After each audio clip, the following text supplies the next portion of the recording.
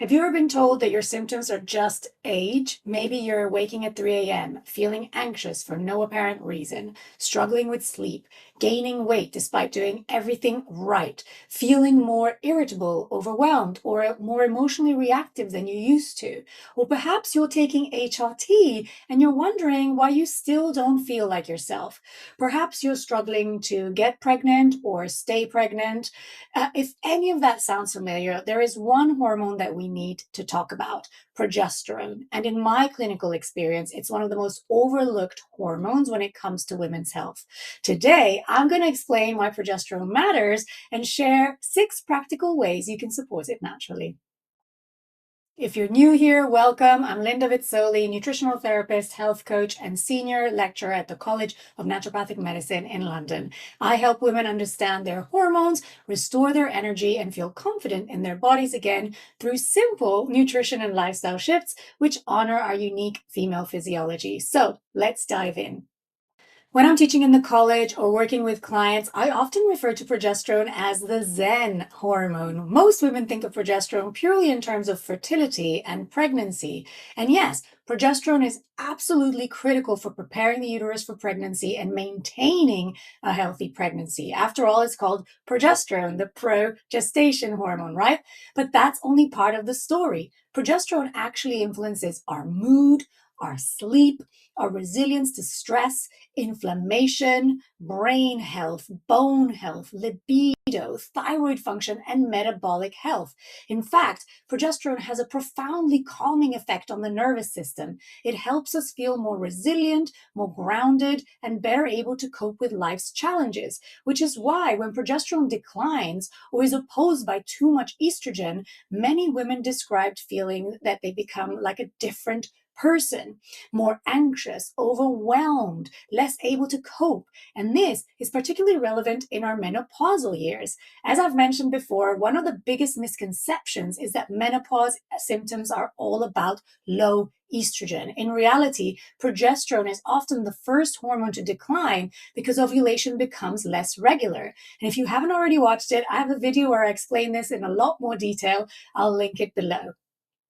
Here's the thing that you may not know. Progesterone is made after ovulation. The corpus luteum, a gland that forms in the ovary after the egg has been released, is what produces progesterone, which means no ovulation, no progesterone. Read that again. No ovulation equals no progesterone. It's that simple. And this is important whether your goal is fertility or feeling like yourself again. For women trying to conceive, progesterone helps prepare and maintain a healthy pregnancy. For women in their 40s and 50s, declining ovulation means declining progesterone. This is why I always say that ovulation is not just about making babies. Ovulation is a key marker of health. So what happens when progesterone starts to fall? You might notice anxiety, insomnia, hot flushes, spotting before your period, a shorter luteal phase, fertility struggles, recurrent miscarriage, fatigue, water retention, weight gain, cyclical headaches, low libido, joint pain, just to name a few. Let me know in the comments how many of these you relate to. Now, obviously, these symptoms can have different causes, but when I see a woman presenting with several of these symptoms together, progesterone immediately becomes part of the conversation. And here's where things get interesting. Many women assume they have an estrogen deficiencies. Others start HRT expecting all of their symptoms to disappear. Yet sometimes they still feel awful. And I've explained this in more detail in another video, which I'll link below. Because hormones don't actually operate in isolation. The entire system matters.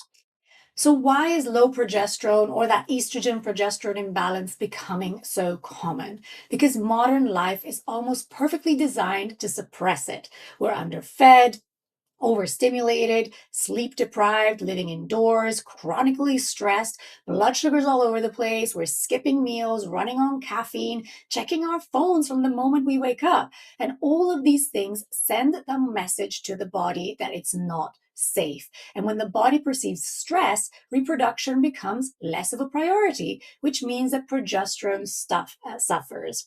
Because here is another tidbit that you may not know. Progesterone is the building block of cortisol, our stress hormone. So when our body perceives stress, it will prioritize making cortisol at the expense of progesterone. Survival always trumps reproduction.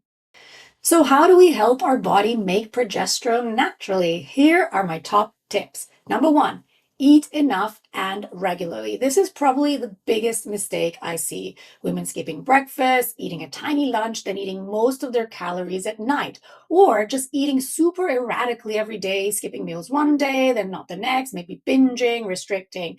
Instead, eat balanced meals at the same time of the day and front load your day. So prioritize a large breakfast and a substantial lunch, including protein and carbs, to keep blood sugar balanced. Our body needs energy to make hormones. And guess what, girlfriend? Undereating is a stressor, and stressed bodies don't prioritize progesterone. Number two, focus on nutrient density. Ovulating and producing progesterone requires nutrients: magnesium, zinc, copper, potassium, sodium, vitamin A, C, and E. And the foods that you want to include may not be what you think. Think things like eggs, livers, oysters, shellfish, wild-caught fish, quality dairy, ripe fruit, easy to digest carbohydrates, well-cooked vegetables. And don't fear healthy fats in moderation, such as coconut oil, butter, olive oil. Remember, cholesterol is the backbone of all of our sex hormones. Number three, balanced blood sugar. You know how I always say that hormonal balance and blood sugar balance go hand in hand? Well, this applies here too. When blood sugar crashes, adrenaline rises. And according to Katharina Dalton, the pioneer of PMS, adrenaline can interfere with the progesterone signaling. So eat 3 balanced meals, including protein, carbohydrates, and healthy fats. Reduce ultra-processed foods. Avoid caffeine on an empty stomach, and be mindful of alcohol. All of these disrupt blood sugar. Number four, prioritize sleep. And this is huge. Research actually has shown that women who sleep longer tend to have higher progesterone levels. For every additional hour of sleep, luteal progesterone levels increase significantly. So if you're staying up late, scrolling, working, or binge watching Netflix, this is one area to address immediately. Number five, get morning light. This might be the simplest hormonal intervention that nobody talks about. Get outside first thing. Allow your eyes to see natural daylight before diving into your phone. Even 1 minute is better than nothing. Ideally, aim for 5 to 15 minutes. This helps to regulate cortisol, sleep, blood sugar, and ultimately your reproductive hormones. But getting outside again at UVA rise, which is usually about 1 or 2 hours after sunrise, is even better for hormone production. So I normally suggest having sun snacks throughout the day, getting outside even for just a little bit throughout your whole day. Number six, support elimination. Yes, we're talking about bowel movements, because if we're not eliminating waste properly, excess estrogen can be reabsorbed back into circulation. So daily bowel movements help maintain healthy hormone balance. We can support digestion by eating enough easy to digest foods, hydrating properly, moving our bodies, and supporting our mineral status. Daily poos are non-negotiable when it comes to hormonal health. What about supplements, I hear you ask? Well, most people focus on supplements first, but that's actually the last step. And only once you've mastered the foundations should you even consider supplements. There are a couple that you may have heard of. Vitamin B6, for example, it's essential for the development of the corpus luteum, that gland that's responsible for producing progesterone after ovulation. Now, there's foods that are rich in B6. These are things like oily fish, egg yolks, and organ meats. The other one you may have heard of is Vitex or chasteberry tincture.